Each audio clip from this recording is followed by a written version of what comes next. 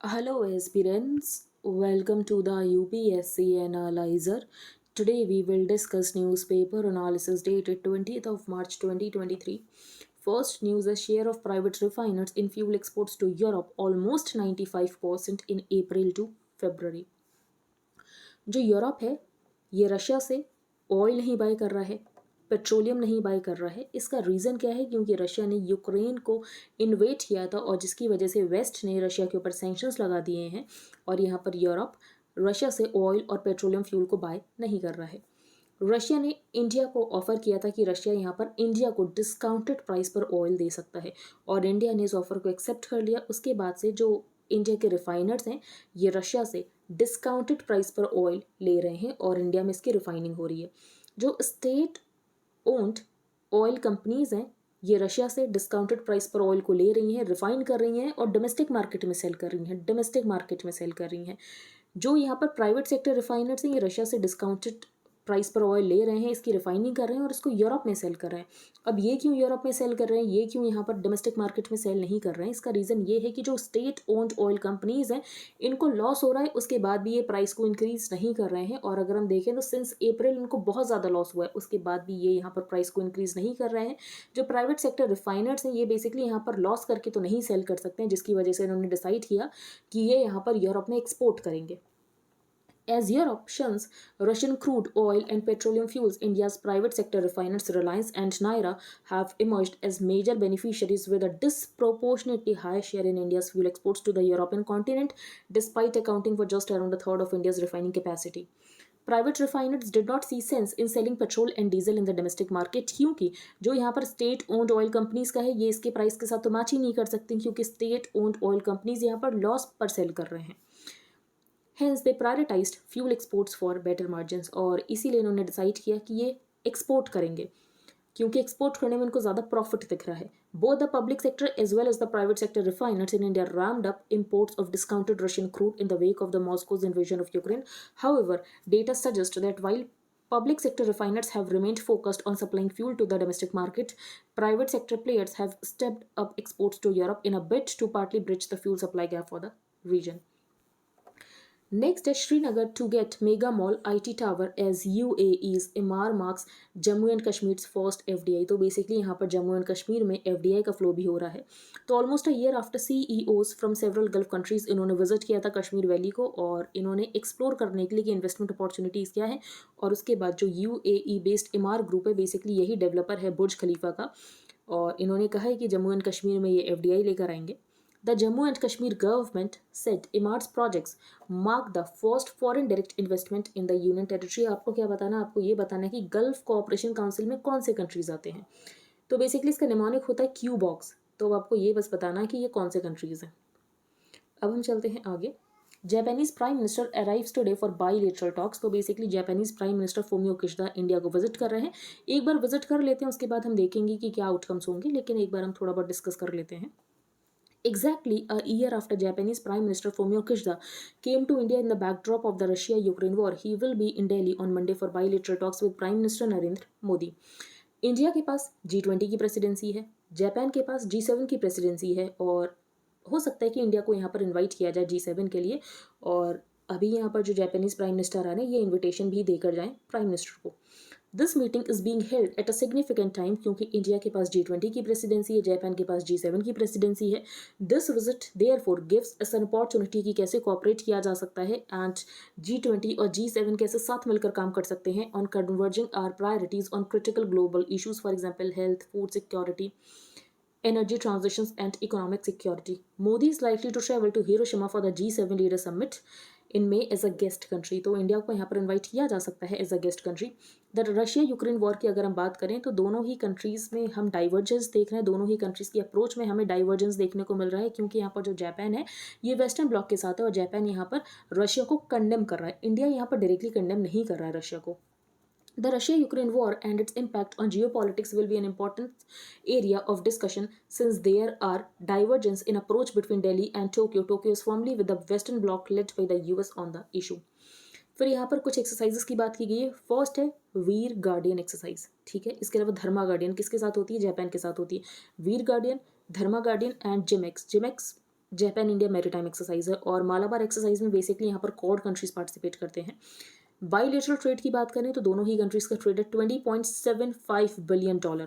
India और Japan ने यहाँ पर CEPA साइन कर रखा है since 2011, comprehensive economic partnership agreement, और ये सिर्फ यहाँ पर गुड्स को ही कवर नहीं करता, ये सर्विसेज को भी कवर करता है। The agreement covers not only trade in goods but also services, movement of natural persons, investments, intellectual property rights, custom procedures and other related issues. Clean energy partnership को लेकर basically जो कि यहाँ पर दोनों ही कंट्रीज ने लॉन्च की थी, this aims to promote energy cooperation through diverse and realistic energy transitions, कि यहाँ पर एनर्जी सोर्सेज को यूटिलाइज करना है, टेक्नोलॉजीज को यूटिलाइज करना है, कि जिसकी वजह से यहाँ पर एनर्जी सिक्योरिटी बनी रहे, कार्बन न्यूट्रलिटी है, एंड यहाँ पर इकोनॉमिक ग्रोथ भी बढ़े। नेक्स्ट हम चलते हैं आगे, रकून डॉग। अब ये क्यों लिखा गया है आर्टिकल, तो बेसिकली यहाँ पर ऐसी कुछ न्यूज़ आई थी कि ये जो कोविड-19 है लिंक्ड है टू रकून डॉग। अब ये कितना सही है कितना गलत है ये यहाँ पर ऑथर ने बताया है, लेकिन यहाँ पर ये एनिमल इंपॉर्टेंट हो जाता है तो they are not close relatives of raccoons, इनके नाम में ज़रूर आ रहा है but raccoon dogs are not close relatives of raccoons, they are members of the canid family, a group जिसमें डोमेस्टिक डॉग्स आते हैं, एंड ये क्लोजली रिलेटेड है टू फॉक्सेस। ये कहाँ के नेटिव है, तो ये नेटिव है to East Asia. Raccoon dogs are native to East Asia including parts of China, Korea and Japan, जहाँ पर इनको टनूकी कहा जाता है। इसके अलावा ये यूरोप में भी मिल जाएंगे, और यूरोप में इनको इन्वेसिव स्पीशीज़ कंसिडर किया जाता है। यूरोप में इनको इन्वेसिव स्पीशीज़ कंसिडर किया जाता है, और इनकी फार्मिंग की जाती है इनके फर के लिए।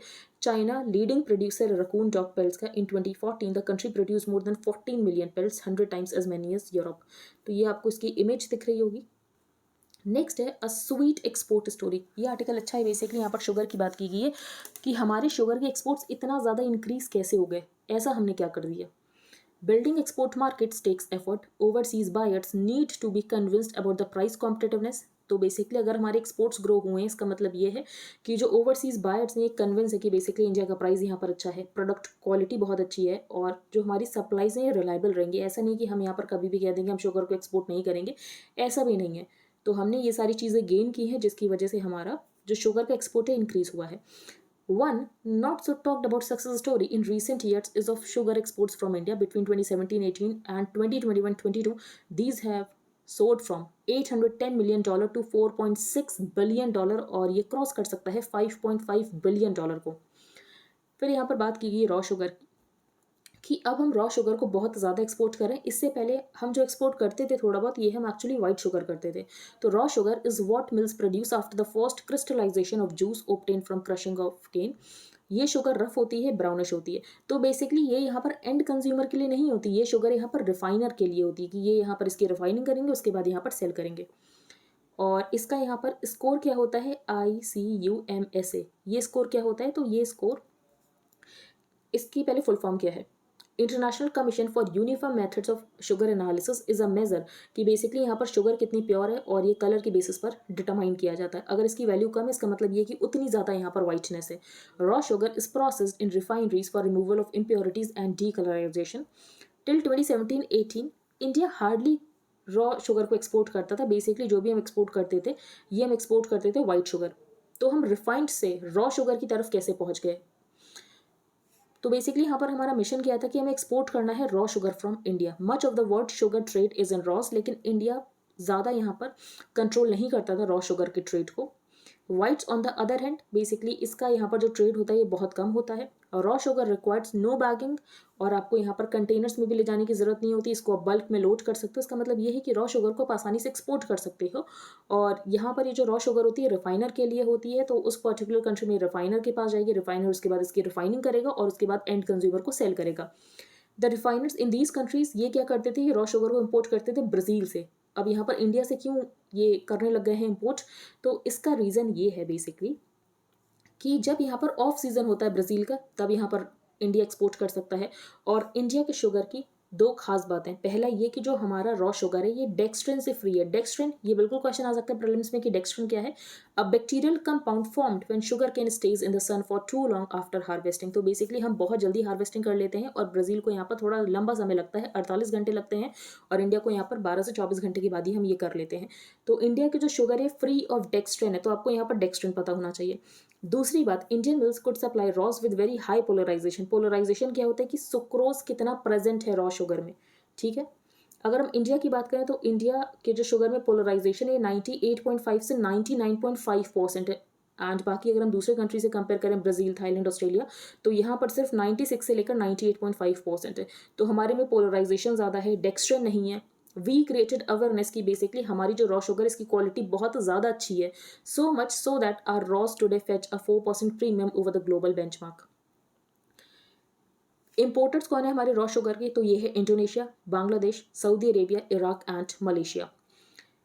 India has become the world's number 2 with its shipments and basically हम ब्राज़ील के बाद सेकंड नंबर पर आते हैं एंड थाईलैंड और ऑस्ट्रेलिया को तो हमने पीछे छोड़ दिया है। प्रॉब्लम कहाँ थी? प्रॉब्लम ये है कि बेसिकली यहाँ पर लास्ट ईयर इंडिया ने क्या किया था, इंडिया ने ये कहा था कि यहाँ पर एक पर्टिकुलर लिमिट के बाद शुगर एक्सपोर्ट नहीं होगी। अब इसकी वजह से क्या होता है कि जो इंडिया की इमेज है कि इंडिया एक रिलायबल सप्लायर है, ये कहीं ना कहीं हर्ट होती है, तो ये हमें नहीं करना है। Year end stocks of sugar with Indian mills peaked at 143 LT in 2018-19। The concerted export drive coupled with diversion of sugar cane juice, तो बेसिकली यहाँ पर शुगर केन जूस को डाइवर्ट किया गया इथेनॉल बनाने के लिए, इसके अलावा पेट्रोल के साथ इसकी ब्लेंडिंग होती है, और जिसकी वजह से हमारे स्टॉक्स यहाँ पर हो गए कम, और ये सिर्फ 6-7 महीने के ही स्टॉक होने चाहिए थे और ये सिर्फ 3 महीने के बचे। In other words, from being enough for 6-7 months to just over 3 months of domestic consumption. तो गवर्नमेंट को ये लगा कि शुगर में इन्फ्लेशन आ जाए, उसकी वजह से यहाँ पर गवर्नमेंट ने एक कैप लगा दी कि कितना यहाँ पर एक्सपोर्ट हो सकता है। द गवर्नमेंट में भी कंसर्न कि यहाँ पर डोमेस्टिक अवेलेबिलिटी बनी रहनी चाहिए, नहीं तो इसकी वजह से यहाँ पर इन्फ्लेशन आ जाएगा। लेकिन ऑथर का ये भी कहना है कि ये जो आप रिलायबल सप्लायर की आपकी इमेज है, ये कहीं ना कहीं हर्ट होती है, तो आपको ये नहीं करना चाहिए। But overseas markets lost aren't easy to regain, तो ये यहाँ पर बताया गया है। नेक्स्ट हम चलते हैं आगे। What does the आईसीसीज arrest warrant mean for Vladimir Putin? तो बेसिकली आईसीसी ने यहाँ पर अरेस्ट वारंट निकाला है व्लादिमीर पुतिन के लिए। क्यों निकाला है? क्योंकि व्लादिमीर पुतिन ने बेसिकली क्या किया था, जो यूक्रेन का एरिया कैप्चर किया गया था, वहाँ से बच्चों को निकाल कर रशिया में ले जाया गया था। अब इनका कहना है कि हम इसीलिए रशिया में ले गए थे क्योंकि बेसिकली यहाँ पर यूक्रेन एक कन्फ्लिक्ट जोन है, तो वहाँ पर बच्चे सेफ नहीं है, और जिसकी वजह से हम उनको बाहर ले गए थे, रशिया में ले गए थे। लेकिन क्या नहीं किया जा सकता? बेसिकली यहाँ पर जो सिविलियन पॉपुलेशन है उसको फोर्सेबल तरीके से मूव नहीं किया जा सकता है, जो कि यहाँ पर व्लादिमीर पुतिन ने किया। तो इनके ऊपर क्या एलिगेशन है? तो एलिगेशन यही है कि इन्होंने अनलॉफुल डिपोर्टेशन किया है एंड अनलॉफुल ट्रांसफर किया है of children from occupied areas of Ukraine to the Russian Federation, और इन्होंने यहाँ पर अनलॉफुल डिपोर्टेशन किया है। इंपॉर्टेंट हो जाता है यहाँ पर आईसीसी। तो रोम स्टैट्यूट अडॉप्टेड इन 1998, ये इंटरनेशनल ट्रीटी है जो कि स्टैब्लिश करती आईसीसी को। इंडिया ने रोम स्टैट्यूट को नहीं साइन कर रखा। बेसिकली इंडिया यहाँ पर आईसीसी का मेंबर नहीं है, रशिया भी आईसीसी का मेंबर नहीं है, यूएसए भी आईसीसी का मेंबर नहीं है, और चाइना भी आईसीसी का मेंबर नहीं है। तो 4 नोटेबल कंट्रीज जो कि आईसीसी के मेंबर नहीं है, तो USA, India, China and Russia. ICC है क्या? तो आईसीसी के हेडक्वार्टर है हेग, नीदरलैंड्स में। ये एक इंडिपेंडेंट जुडिशियल बॉडी है जिसने कि जुलाई 1, 2002 से फंक्शन करना स्टार्ट किया था। When its founding and governing document the Rome Statute came into force, इसको स्टैब्लिश किया गया था मोस्ट हीनस ऑफेंसेस के लिए प्रोसिक्यूट करने के लिए, जहां पर कंट्री की खुद की लीगल मशीनरी फेल हो जाती है एक्ट करने के लिए। जो आईसीजे है, जो इंटरनेशनल कोर्ट ऑफ जस्टिस है, ये कंट्रीज के साथ डील करता है, ये इंटरस्टेट डिस्प्यूट्स को देखता है। लेकिन जो आईसीसी है, ये इंडिविजुअल्स को प्रोसिक्यूट करता है। तो सबसे पहले आपको ये याद रखना है कि जो इंटरनेशनल क्रिमिनल कोर्ट है, ये इंडिविजुअल्स को प्रोसिक्यूट करता है। जो इंटरनेशनल कोर्ट ऑफ जस्टिस है, ये बेसिकली यहाँ पर कंट्रीज के साथ डील करता है, इंटरस्टेट डिस्प्यूट्स को देखता है।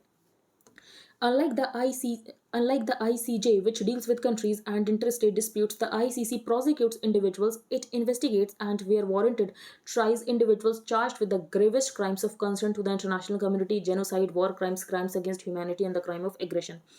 ICC's jurisdiction is limited to offences that occurred after it came into existence on July 1st, 2002. ये तो उस कंट्री में कमिट किए गए हैं जिसने कि इस एग्रीमेंट को रेटिफाई किया है, और by a national of a country जिसने कि इस एग्रीमेंट को रेटिफाई किया है।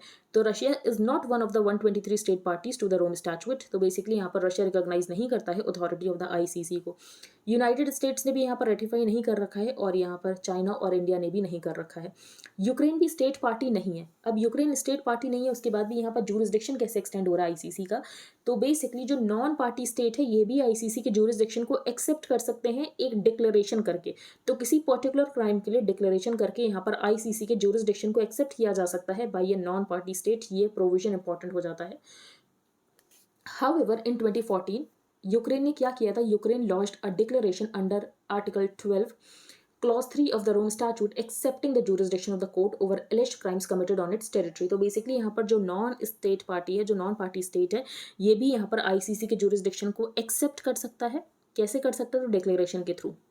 नेक्स्ट है नो केस फॉर डिस्क्रिशन। तो बेसिकली यहाँ पर गवर्नर की बात की गई कि जो गवर्नर है अपनी लक्ष्मण रेखा को बार बार क्रॉस कर रहे हैं। तो सबसे पहले यहाँ पर महाराष्ट्र की बात की गई। महाराष्ट्र को लेकर यहाँ पर चीफ जस्टिस ऑफ इंडिया का ये कहना था कि जो गवर्नर ने एक्ट किया था एक गलत तरीके से एक्ट किया था। गवर्नर को कोई भी ऐसा काम नहीं करना है जिसकी वजह से यहाँ पर सरकार गिर जाए। गवर्नर को कोई भी ऐसा काम नहीं करना है जिसकी वजह से यहाँ पर सरकार गिर जाए। In the ongoing disqualification proceedings against Maharashtra MLAs in the Supreme Court, the Chief Justice of India Chandrachud, heading the five-judge Constitution Bench, dropped a bombshell with his hard-hitting remarks about the role and powers of governor. तो governor को सबसे पहले political arena में enter करने की जरूरत नहीं है और कुछ ऐसा करने की जरूरत नहीं है जिसकी वजह से यहाँ पर गवर्नमेंट का फॉल प्रेसिपिटेट हो जाए. The CJI observed that the governor should not enter the political arena, adding that a governor can't enter into an area by which his action would precipitate the fall of a government and that unless this principle is maintained. ये बहुत ज़्यादा serious है democracy के लिए. Governor expected है कि basically ये non partisan वे में एक्ट करे, लेकिन ऐसा नहीं होता है. Further more, being an executive appointee, governor का कोई रोल नहीं होना चाहिए लेजिस्लेटिव इशूज़ में. और अगर कोई रोल है भी, फॉर एग्जाम्पल कोई सरकमस्टांशियल कंस्ट्रेंट्स ऐसे हो गए हैं, तो ये सब कुछ तब होना चाहिए जब लेजिटिमेटली उसको अलाउ किया गया हो कि ये यहाँ पर इंटरफेयर कर सकता है. अगर हम इंडिया में देखें रिसेंट ईयर्स में, तो गवर्नर के अराउंड बहुत सारी कंट्रोवर्सी हुई है. तमिलनाडु में हुई है, झारखंड में हुई है, वेस्ट बंगाल में हुई है, केरला में हुई है. यहाँ तक कि गवर्नर को एजेंट ऑफ द सेंटर भी कहा जाने लग गया है. तमिलनाडु गवर्नर की अगर हम बात करें तो इन्होंने अपनी पावर्स को एक्सीड करते हुए जो उनकी स्पीच का पार्ट था इसमें से इन्होंने कुछ पोर्शन स्किप कर दिया जो कि ये नहीं कर सकते थे. इसके अलावा इन्होंने बहुत डेनिग्रेटिंग रिमार्क्स किए द्रविडियन मॉडल के बारे में कि ये रिग्रेसिव पॉलिटिक्स है, और सिविल सर्वेंट्स की गैदरिंग की इन्होंने, सिविल एस्पिरेंट्स की, और इन्होंने इनको एडवाइस किया कि कभी सेंटर और स्टेट के बीच में डिस्प्यूट होता है तो आपको यहाँ पर सेंटर की साइड लेनी है. ये ऐसा नहीं कर सकते थे. लाइकवाइज फॉर्मर झारखंड गवर्नर ने क्या किया, तो बेसिकली यहाँ पर हेमंत सोरेन ने ऑफिस ऑफ प्रॉफिट को होल्ड किया था. इसको लेकर यहाँ पर इलेक्शन कमीशन के ओपिनियन लेना था. तो गवर्नर ने यहाँ पर इलेक्शन कमीशन को ओपिनियन लिया और उसके बाद यहाँ पर गवर्नर को डिस्क्वालिफिकेशन करना होता है अगर यहाँ पर इलेक्शन कमीशन ने ये कहा कि इस पर्सन ने यहाँ पर ऑफिस ऑफ प्रॉफिट होल्ड किया है और इसका यहाँ पर डिस्क्वालिफिकेशन होना चाहिए. यहाँ पर एक बार ओपिनियन ले लिया तो उसके बाद गवर्नर नहीं डिसाइड कर सकते कि उसको यहाँ पर एक्शन लेना है नहीं लेना. अगर यहाँ पर इलेक्शन कमीशन ने कह दिया कि इस पर्सन को डिस्क्वालीफाई करना, इसने यहाँ पर ऑफिस ऑफ प्रॉफिट को होल्ड किया है, तो गवर्नर को ऐसा करना ही पड़ेगा. लेकिन गवर्नर ने झारखंड में ऐसा नहीं किया. और गवर्नर ने झारखंड में ऐसा क्यों नहीं किया? उनका ये कहना था कि हम यहाँ पर सेकंड ओपिनियन का वेट कर रहे थे, लेकिन सेकंड ओपिनियन जैसा तो कोई प्रोविजन है ही नहीं, तो आपने एक्शन क्यों नहीं लिया? ये यहाँ पर ऑथर का क्वेश्चन है. Likewise, former Jharkhand Governor Ramesh Bias withheld the opinion of the Election Commission in Hemant Soren's Office of Profit case and did not act on it. तो बेसिकली इन्होंने यहाँ पर वायलेट किया है article 192 clause 2 of the constitution which says that he shall act according to such opinion. तो Election Commission of India ने opinion दिया, इन्होंने एक्ट ही नहीं किया, और इनका ये कहना था कि मैंने तो सेकंड ओपिनियन लिया था. लेकिन सेकंड ओपिनियन जैसा कोई यहाँ पर प्रोविजन नहीं होता. ऑथर का ये कहना है कि इन्होंने इसीलिए एक्ट नहीं किया. बेसिकली ये यहाँ पर सस्पेंस बनाकर रखना चाहते थे कि यहाँ पर जो लोग हैं, जो एमएलएज हैं, ये दूसरी पार्टी में जाने लगेंगे और यहाँ पर गवर्नमेंट की फॉल हो जाएगी. ये तो अच्छी बात है कि यहाँ पर हेमंत सोरेन ने उससे पहले यहाँ पर ट्रस्ट वोट ले लिया, लेकिन ऐसा नहीं उन्होंने ट्रस्ट वोट ले लिया तो उनको यहाँ पर डिस्क्वालीफाई नहीं किया जा सकता था. अगर यहाँ पर इलेक्शन कमीशन का ओपिनियन ये है कि उनको डिस्क्वालीफाई किया जाना चाहिए तो उनको डिस्क्वालीफाई किया जाएगा. The opinion in this case is a quasi judicial order of the election commission where a governor or even the president in the case of MPs can't change even a comma and has to implement it in toto. तो basically जो यहाँ पर election commission ने कहा है, जो election commission ने यहाँ पर ओपिनियन दिया है, ये बाइंडिंग होता है. The constitution has mandated the word of Election Commission to be final in the matter of disqualification. यहाँ पर ऑफिस ऑफ प्रॉफिट का केस आता है. The act of the governor keeping in himself the opinion of the election Commission, ये mystery है, क्योंकि अगर election commission ने गिल्टी पाया होता सोरेन को कि उन्होंने ऑफिस ऑफ प्रॉफिट को होल्ड किया, तो गवर्नर को यहाँ पर एक भी सेकंड लगाने की जरूरत नहीं थी और गवर्नर को यहाँ पर हेमंत सोरेन को सैक कर देना चाहिए था. अगर इलेक्शन कमीशन का वर्डिक्ट ये था कि नहीं ये पर्सन नॉट गिल्टी है, तो ये भी यहाँ पर गवर्नर को पब्लिक को बताने की जरूरत थी कि ये जो यहाँ पर पर्सन है नॉट गिल्टी है. लेकिन इन्होंने ऐसा नहीं किया. इन्होंने ऐसा क्यों नहीं किया? क्योंकि ये इंतजार कर रहे थे कि बेसिकली यहाँ पर जो एमएलएज हैं दूसरी पार्टी में जाना शुरू करें. If the election commission had found him guilty, no vote of confidence would have saved him. The vote was irrelevant. All this political drama would have been avoided. अगर गवर्नर यहाँ पर election commission के opinion को खुद के पास नहीं रखते और पब्लिक को बता देते. ये उनकी कोई पर्सनल प्रॉपर्टी नहीं है कि इलेक्शन कमीशन ने यहाँ पर ओपिनियन दिया और उसके बाद वो बता नहीं रहे हैं. Article 192 clause 2 clearly says that the governor shall act according to the opinion. By not acting, he was clearly in violation of the constitution. The question mark on the role of governors is not new. Basically यहाँ पर बात की जाती है कि जो governor के discretionary power है उसको कम करने की जरूरत है, यहाँ तक कि गवर्नर के पोस्ट को अबॉलिश तक करने की बात की जाती है। Their questionable role in the wake of an election to invite a leader to form the government has often been observed. तो फॉर एग्जाम्पल अगर हम बात करें कि कभी हंग असेंबली हो जाती है, किसी भी पार्टी के पास क्लियर मेजोरिटी नहीं होती है, तो जस्टिस सरकारिया कमीशन जो कि 1983 में बनी थी, इसने यहाँ पर बताया था कि क्या प्रोसीजर होना चाहिए, क्या यहाँ पर ऑर्डर होना चाहिए कि गवर्नर यहाँ पर कैसे बुलाएगा सरकार बनाने के लिए। तो सबसे पहले जो प्री पोल अलायंस है, तो हम यहाँ पर एग्जाम्पल लेते हैं महाराष्ट्र का। तो महाराष्ट्र में प्री पोल अलायंस थी शिवसेना और बीजेपी की। तो सबसे पहले प्री पोल अलायंस को बुलाया जाएगा। अगर प्री पोल अलायंस मना कर देता कि हम साथ में सरकार नहीं बनाएंगे, तो जो बेसिकली यहाँ पर सिंगल लार्जेस्ट पार्टी होती है उसको बुलाया जाए। तो दूसरे नंबर पर सिंगल लार्जेस्ट पार्टी को बुलाया जाए। अगर सिंगल लार्जेस्ट पार्टी भी यहाँ पर मना कर देती, बेसिकली उसके पास इतने नहीं हैं एमएलएस की वो सरकार बना सके, उसके पास मेजोरिटी ना हो, तो वो यहाँ पर सरकार नहीं बना पाए, तो उसके बाद तीसरे नंबर पर किसको बुलाया जाएगा, जो पोस्ट पोल कोalition है। तो पोस्ट पोल कोalition किसकी थी महाराष्ट्र में, शिवसेना, कांग्रेस एंड एनसीपी की। तो उसके बाद यहाँ पर पोस्ट पोल कोalition को बुलाया जाएगा। 3 a post electoral coalition of parties with all the partners in the coalition joining the government. And अगर ये भी यहाँ पर सरकार ना बना पाए, तो फोर्थ पर अ post electoral alliance of parties, जिसमें से यहाँ पर बाहर से भी मेंबर सपोर्ट कर रहे हो। 2 decades later justice Punchhi commission reiterated the recommendations, लेकिन सक्सेसिव गवर्नमेंट्स ने इसको सीरियसली नहीं लिया है।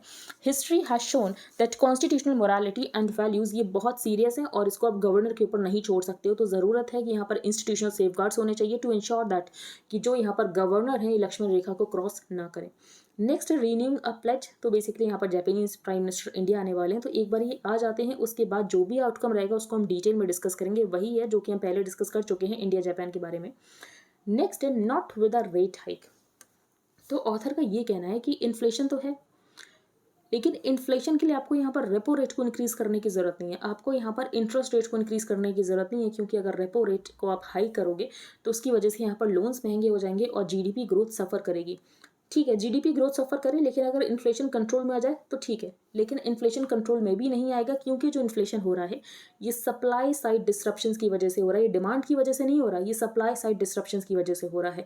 और इसीलिए रेट हाइक की वजह से तो यहाँ पर इन्फ्लेशन नहीं कम होने वाला है। तो क्या करने की ज़रूरत है, तो सबसे पहले यहाँ पर ऑथर ने ये बताया कि आपको टैक्सेस कम करने की ज़रूरत है, जो आप इम्पोर्ट ड्यूटी लगा रहे हो वो आपको कम करने की ज़रूरत है। As the financial year 2022-23 draws to a close, India can feel proud that it will be the clocking the highest economic growth rate amongst G20 countries, और 6.8 से 7% रहेगा, जो कि यहाँ पर प्रेडिक्ट किया गया था by the RBI and the Ministry of Finance. That's almost double the so-called Hindu rate of growth.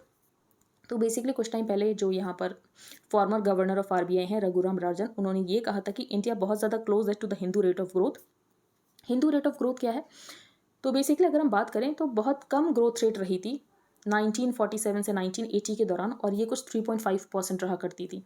अब ये जो 3.5% ग्रोथ थी, फेमीन आए तो ये ग्रोथ रेट है, ड्रॉट आ जाए तब भी ये ग्रोथ रेट है, बेसिकली यहाँ पर इंडिया का वॉर हो जाए चाइना या पाकिस्तान के साथ तब भी यही ग्रोथ रेट थी। और उस समय यहाँ पर जो इकोनॉमिस्ट थे राजकृष्णा, उन्होंने इसको कहा था कि ये हिंदू रेट ऑफ ग्रोथ है। तो हिंदू रेट ऑफ ग्रोथ का मतलब आप समझ सकते हो कि यहाँ पर कम ग्रोथ रेट। अगर सेकुलर रेट ऑफ ग्रोथ की बात की जाए तो बेसिकली ज़्यादा growth rate. But this trajectory has changed since the beginning of economic reforms in 1991 and पिछले 2 डेकेड में हमने बहुत ज़्यादा ग्रोथ रेट देखी है। हाउएवर अगर हम इन्फ्लेशन फ्रंट की बात करें तो इंडिया में इन्फ्लेशन अभी भी 6.44% है, जो कि यहाँ पर आरबीआई के टॉलरेंस बैंड से ज़्यादा है। तो आरबीआई को इन्फ्लेशन यहाँ पर मेंटेन करना होता है 2 से 6% के बीच में, ये इन्फ्लेशन यहाँ पर 6% से ज़्यादा है। It is worth noting that inflation is now widely spread across various commodity groups. Fuel and energy का इन्फ्लेशन यहाँ पर ज़्यादा है, क्लोथिंग एंड फुटवेयर का इन्फ्लेशन यहाँ पर ज़्यादा है, और सीपीआई में यहाँ पर बहुत ज़्यादा वेटेज दिया जाता है फूड को, और जिसकी वजह से हमें सीपीआई बहुत ज़्यादा देखने को मिल रहा है। अब बेसिकली यहाँ पर ऑथर का क्या कहना है, ऑथर का ये कहना है कि मॉनेटरी पॉलिसी यहाँ पर आरबीआई यूज़ कर रही है इन्फ्लेशन को कंटेन करने के लिए, लेकिन इसकी वजह से इन्फ्लेशन कंटेन नहीं हो पाएगा, क्योंकि सप्लाई साइड फिनोमिनन है एंड मॉनेटरी पॉलिसी को टाइटन करके आप सक्सीड नहीं हो पाओगे इन्फ्लेशन को टेम करने के लिए। फिर ऑथर ने ये कहा कि इन्फ्लेशन ज़्यादा भी हर्ट नहीं कर रहा। फॉर एग्जांपल अगर हम बात करें तो सरकार यहाँ पर अनाज फ्री दे रही है, फ्री सीरियल्स दे रही है 5 किलोग्राम पर person per month through PDS supplies. In any case अगर आप रेपो रेट को रेस कर रहे हो तो इसके ऊपर तो कोई इंपैक्ट नहीं पड़ेगा, तो हमें बफर स्टॉकिंग करनी है, ट्रेड पॉलिसीज़ को इस तरीके से करना है जिसकी वजह से हम यहाँ पर फूड इन्फ्लेशन को टेम कर सकें, फूड इन्फ्लेशन को कम कर सकें। ऑथर यहाँ पर वरीड है मिल्क इन्फ्लेशन को लेकर, तो मिल्क इन्फ्लेशन यहाँ पर बहुत ज़्यादा है, 9.6% है, और इसका बहुत ज़्यादा वेट है सीपीआई में। Remember that India is the largest producer of milk. The value of milk is more than the value of rice, wheat, all pulses, sugarcane. तो क्या करने की ज़रूरत है? तो ऑथर ने यहाँ पर ये सजेशन दिया है कि जो स्किम्ड मिल्क पाउडर है इसके ऊपर बेसिकली जो यहाँ पर इम्पोर्ट ड्यूटी उसको कम करने की ज़रूरत है। तो इसके ऊपर 60% प्लस 10% सेस लगता है, जो कि बहुत ज़्यादा है। Indian skimmed milk powder prices are way above global SMP prices. तो हमें क्या करने की ज़रूरत है? जो इम्पोर्ट ड्यूटी है इसको 60% से कम करके 15% पर लाने की ज़रूरत है। तो धीरे धीरे आप इसको कम कर सकते हो। फिर यहाँ पर स्पाइसेस की बात की गई, तो स्पाइसेस में भी इम्पोर्ट ड्यूटी को कम करने की ज़रूरत है। RBI must also heave a sigh of relief. क्यों? क्योंकि टमाटो, अनियन, पोटैटो यहाँ पर प्राइस बहुत ज़्यादा नहीं है। बेसिकली अगर हम देखें नेगेटिव जोन में प्राइस चल रहा है, इनका इन्फ्लेशन यहाँ पर नेगेटिव जोन में चल रहा है, और जिसकी वजह से यहाँ पर फार्मर्स को नुकसान हो रहा है। जो अनियन के फार्मर्स हैं उनको यहाँ पर जितना उन्होंने इनपुट दिया था उतना भी उनको पैसा नहीं मिला है। तो ऑथर का ये कहना है कि जब प्राइस इंक्रीज होता है तब तो सरकार बहुत जल्दी इंटरवीन करती है और यहाँ पर ये सोचती है कि कंज्यूमर तक इन्फ्लेशन नहीं पहुँचना चाहिए, प्याज के दाम बहुत ज़्यादा बढ़ रहे हैं। लेकिन जब यहाँ पर फार्मर्स को नुकसान हो रहा है तब सरकार इंटरवीन क्यों नहीं कर रही? ये यहाँ पर ऑथर का क्वेश्चन है, जो कि काफ़ी अच्छा क्वेश्चन है। फिर ऑथर का ये कहना है कि जब अनियन प्रोडक्शन बहुत ज़्यादा हो चुका तो आप क्या कर सकते हो? बेसिकली आपको यहाँ पर अनियन को डिहाइड्रेट होने देना है और उसके लिए आपको प्रोसेसिंग फैसिलिटीज़ तो डेवलप करनी पड़ेगी कि बेसिकली आप यहाँ पर डिहाइड्रेटेड अनियन का पाउडर बना लो, बाद में उसको बेचना। तो RBI must also heave a sigh of relief that none of the TOP vegetables is giving any trouble, their inflation is in the negative zone. In fact onion farmers are up in arms protesting कि बहुत ज़्यादा onion price में drop हो गया है। I wish the government was an active in supporting farmers. जब यहाँ पर सपोर्ट किया जाता है, जब प्राइस यहाँ पर बहुत ज़्यादा हो जाता है, जब यहाँ पर कंज्यूमर को बहुत ज़्यादा प्राइस लगता है, तब तो सरकार यहाँ पर इंटरवीन करती। तो यहाँ पर सरकार क्यों इंटरवीन कर रही है? तो ऑथर ने क्या सोल्यूशन दिया? ऑथर ने बेसिकली ये कहा कि अनियन फार्मर ऑर्गेनाइजेशन को बनाने की जरूरत है जो कि डिहाइड्रेशन यूनिट्स को सेटअप करे, और जब यहाँ पर ज़्यादा अनियन की प्रोडक्शन हो जाए तो अनियंस को डिहाइड्रेट किया जाए और उसके बाद इसको पाउडर फॉर्म में चेंज कर लिया जाए और उसके बाद आप इसको बेच सकते हो। नेक्स्ट है माई पेशेंट माई फ्रेंड। तो बेसिकली यहाँ पर ऑथर के फ्रेंड की डेथ हो गई है, तो ये आर्टिकल लिखा गया हमारे लिए इंपॉर्टेंट नहीं है। अब हम चलते हैं आगे। Defiant Putin visits Mariupol in tour of occupied Ukraine. तो यहाँ पर पुतिन ने विजिट किया है मेरियोपोल को, और कब विजिट किया है? जब इनके अगेंस्ट अरेस्ट वारंट निकाला है आईसीसी ने। President Vladimir Putin of Russia made his first trip to territory, जो कि इनके फोर्सेस ने कैप्चर की है यूक्रेन से, since they invaded Ukraine more than a year ago. The timing of Putin's trip to Mariupol could be interpreted as an affront to the ICC, क्योंकि ICC ने arrest warrant निकाला है इनके लिए। Next Serbia Kosovo agree on deal to normalise ties. तो basically Kosovo यहाँ पर Serbia से अलग हुआ था, लेकिन सर्बिया यही मानता है कि कोसोवो यहाँ पर सर्बिया का ही पार्ट है। Kosovo and Serbia have reached an agreement कि ये इंप्लीमेंट करेंगे यूरोपियन यूनियन बैक्ड डील और अपने टाइज को नॉर्मलाइज करेंगे। Kosovo and Serbia have been in EU backed talks for nearly 10 years. और कोसोवो ने यहाँ पर सर्बिया से इंडिपेंडेंस डिक्लेयर की थी 2008 में, लेकिन सर्बिया अभी भी मानता है कि जो कोसोवो है ये सिर्फ एक ब्रेक अवे प्रोविंस है और ये यहाँ पर सर्बिया का ही पार्ट है। फाइनेंशियल ईयर 23 में जो फिस्कल डेफिसिट है ये 6.4% से ज़्यादा नहीं जाएगा, ये विद इन रीच रहेगा। अगर किसी को ये पता हो कि फिस्कल डेफिसिट टारगेट यहाँ पर हम अचीव कैसे कर पा रहे हैं, क्योंकि अगर हम देखें तो फर्टिलाइजर्स के प्राइसेस बहुत ज़्यादा थे, फ्यूल के प्राइसेस यहाँ पर ज़्यादा थे, उसके बाद भी सरकार ने फिस्कल डेफिसिट को कंट्रोल कैसे कर लिया? अगर कोई बता सकता है then please tell me in the comment section. यहाँ पर फोर्क की बात की गई है। फोर्क क्या होता है? बेसिकली यहाँ पर डिफरेंट वर्जन्स ऑफ एंड्रॉइड, जिसको कि कॉमनली फोर्क कहते हैं, तो ये आपको पता होना चाहिए। आज की न्यूज़पेपर में इतना ही था। अगर आपको इंडियन एक्सप्रेस का हाईलाइटेड पोर्शन चाहिए तो आप इसको बाय कर सकते हो। हाईलाइटेड पोर्शन के साथ आपको स्टैटिक पार्ट भी मिलेगा। इसके लिए आपको क्या प्रोसीजर फॉलो करने की ज़रूरत है? तो सबसे पहले आपको अपने टेलीग्राम अकाउंट का एक यूज़र नेम बनाना है। Then you have to change your privacy settings. For that आपको सेटिंग्स में जाना है, then privacy and security, then groups and channels and who can admit to the group chats. वहाँ पर आपको एवरीबडी चूज करना है।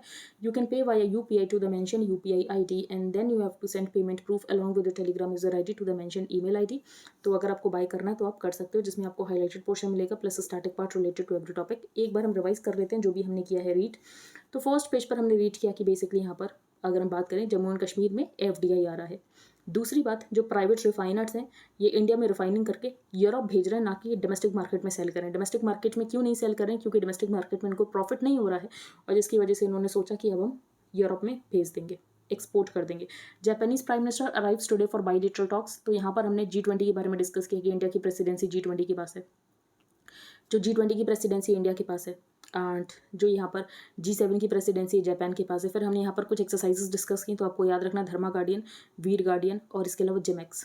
ये इंपॉर्टेंट हो जाती है। बाकी हमने जापान के साथ सेपा साइन कर रखा है, 2011 से ही साइन कर रखा है, जो कि सिर्फ यहाँ पर गुड्स को ही कवर नहीं करते, सर्विसेज को भी कवर करता है। अ स्वीट एक्सपोर्ट स्टोरी, तो हम रॉ शुगर के इतने बड़े एक्सपोर्टर कैसे बन गए, तो ब्राज़ील के बाद हम सेकंड नंबर पर कैसे आ गए, तो इसका हमने रीज़न डिस्कस किया। बेसिकली यहाँ पर ब्राज़ील का जब ऑफ सीज़न होता है तब हम यहाँ पर एक्सपोर्ट करते हैं।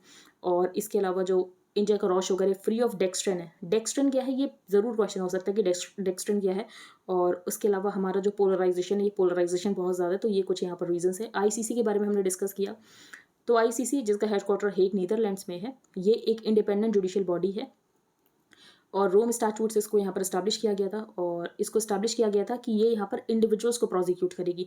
जो आईसीजे है, जो इंटरनेशनल कोर्ट ऑफ जस्टिस है, ये यहाँ पर प्रोसिक्यूट करता है, बेसिकली डील करता है कंट्रीज़ को, या तो इंटरस्टेट डिस्प्यूट से डील करता है। लेकिन जो आईसीसी है, ये प्रोसिक्यूट करता है इंडिविजुअल्स को। तो डिफरेंस आपको यहाँ पर याद रखना है। और आईसीसी का जुरिस्डिक्शन कहाँ पर लिमिटेड है, तो बेसिकली जो यहाँ पर पार्टी हैं, जो पार्टी नहीं है, वहाँ पर भी जुरिस्डिक्शन कैसे एक्सटेंड हो सकता है अगर वो यहाँ पर डिक्लेरेशन कर दें। तो article 12 clause 3 allows a non-party state to accept the ICC's jurisdiction for a particular crime by means of a declaration. India member नहीं है आईसीसी का, इसके अलावा यूएसए नहीं है, चाइना नहीं है, रशिया नहीं है, ये आपको याद रखना है। नो केस फॉर डिस्क्रिशन, तो बेसिकली हमने यहाँ पर गवर्नर्स के बारे में बात की कि गवर्नर्स यहाँ पर कैसे लक्ष्मण रेखा को क्रॉस कर रहे हैं। यहाँ पर इंपॉर्टेंट हो जाता है कि अगर यहाँ पर डिस्क्वालिफिकेशन करना हो, एंटी डिफेक्शन के अलावा अगर यहाँ पर डिस्क्वालिफिकेशन करना हो, तो जब यहाँ पर गवर्नर या प्रेसिडेंट डिस्क्वालिफिकेशन करेंगे तो यहाँ पर इलेक्शन कमीशन के ओपिनियन को लिया जाएगा। और जो यहाँ पर इलेक्शन कमीशन का ओपिनियन होता है, ये यहाँ पर बाइंडिंग होता है। और एंटी डिफेक्शन में तो ये पावर प्रिसाइडिंग ऑफिसर के पास होती है, तो ये आपको पता होना चाहिए। फिर हमने ये देखा इन्फ्लेशन बहुत ज़्यादा है, तो इन्फ्लेशन को कम करने के लिए यहाँ पर रेट हाइक करने की जरूरत नहीं, आपको यहाँ पर ट्रेड पॉलिसी को चेंज करने की जरूरत है। ये यहाँ पर ऑथर ने बताया है सोल्यूशन। फिर यहाँ पर पुतिन ने मैरियोपोल को विजिट किया, तो मैरियोपोल आप देख सकते हो मैप में, सर्बिया कोसोवो देख सकते हो आप मैप में। एंड हमने यहाँ पर फोर्क डिस्कस किया, फोर्क क्या होता है। तो आई होप आपको सब कुछ क्लियर हो गया हो। अगर आपका कोई भी डाउट है तो आप टेलीग्राम ग्रुप पर पोस्ट कर सकते हो। एंड अगर आपको वीडियो अच्छा लगता है तो आप like share subscribe and comment कर सकते हो। Thank you and have a nice day.